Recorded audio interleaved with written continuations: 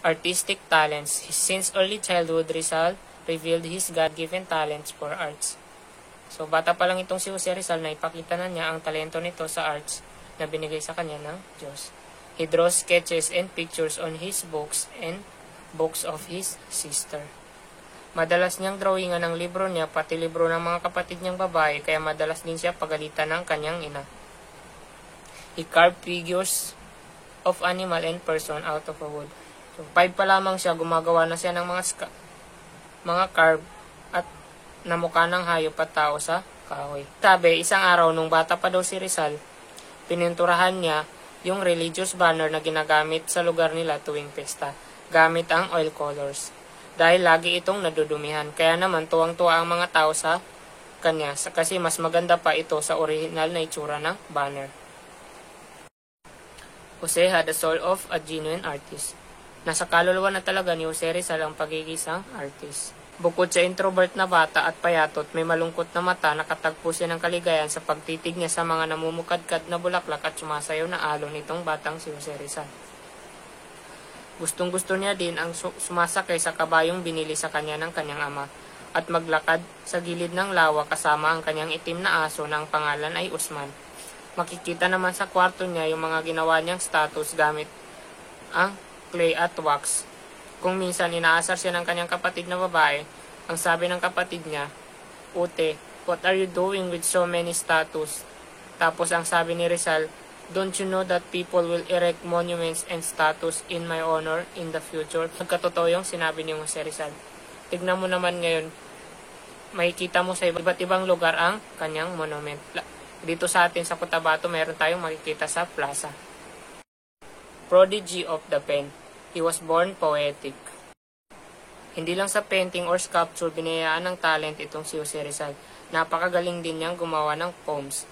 Bago pa ito matutong mag-ABCD, marunong na siya magsulat ng poems. The first known poetry he wrote was Tagalog poem entitled Sa Aking Mga Kabata, to My Fellow Children. So, ang nilalaman ng tula na ito is, ito yung ibig sabihin niya.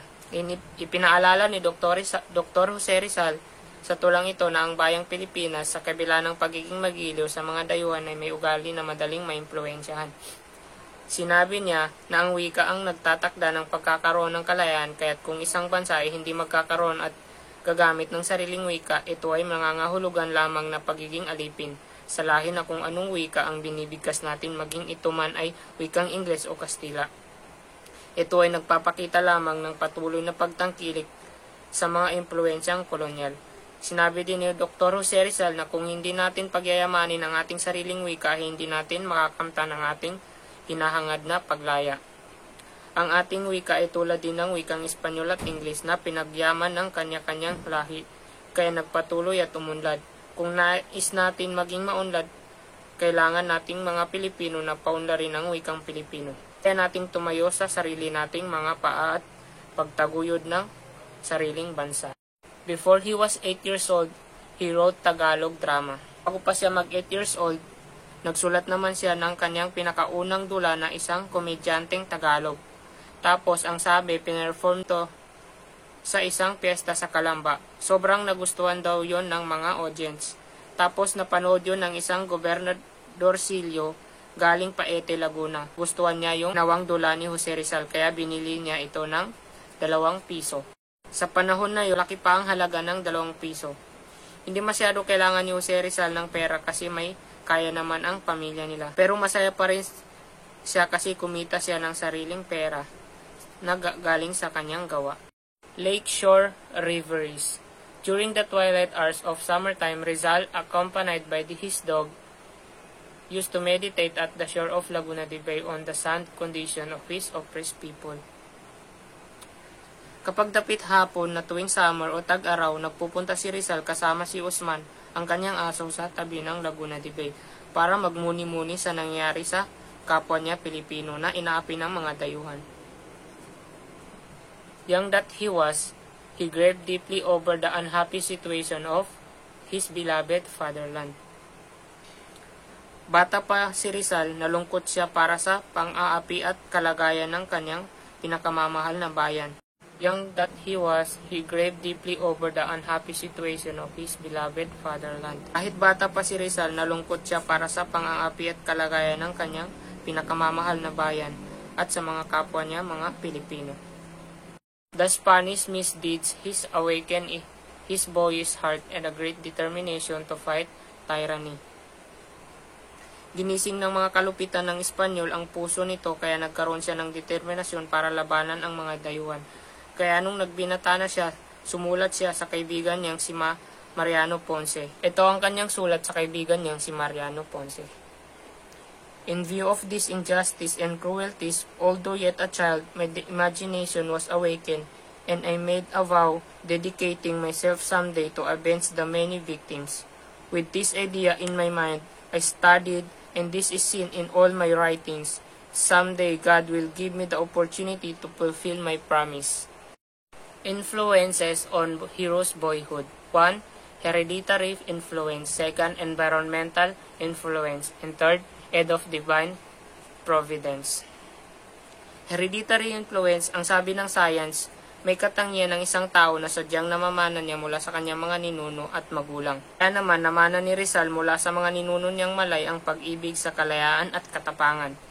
Sa mga ninuno naman niyang Chino, nakuha niya ang pagiging seryoso, mapagpasensya, masinop, tsaka mapagmahal sa mga bata. Sa ninuno naman niya sa Espanyol, namana niya ang pagiging elegante at magalang sa mga kababaihan at maramdamin sa mga insulto. Sa kanyang tatay naman, namana niya ang pagiging mapagpahalaga sa sarili, pagmamahal sa gawa at pagiging malaya mag-isip. Sa nanay naman niya, namana niya naman ang pagiging relihiyoso, may malasakit at pagtangkilik sa arts at literature. Environmental influence. Sabi naman ng mga psychology, gaya ng hereditary, nakaka-impluensya rin ito sa katauhan ng isang tao, ang environment. Example, lugar, kakilala at pangyayari. Katulad na lamang ng kay Rizal, ang magandang view sa Kalamba at magandang garden nila Rizal ang nakatulong sa talino niya sa arts at literature. Tapos sobrang relihiyoso ang kapaligiran, yun naman naka-impluensya sa kanya sa pagiging relihiyoso niya, lalo na yung kanyang nanay. Si Pasiano naman ang naka-impluensya sa kanya sa pagmamahal at pag-ibig sa kalayaan at katarungan. Si Padre Leoncio Lopez naman ang isa sa naka-impluensya at tumulong kay Rizal sa pagiging tapat at pagpapahalaga sa pag-aaral. Dahil naman sa mga kapatid niyang babae, kaya tuto maging magalang sa mga kababaihan.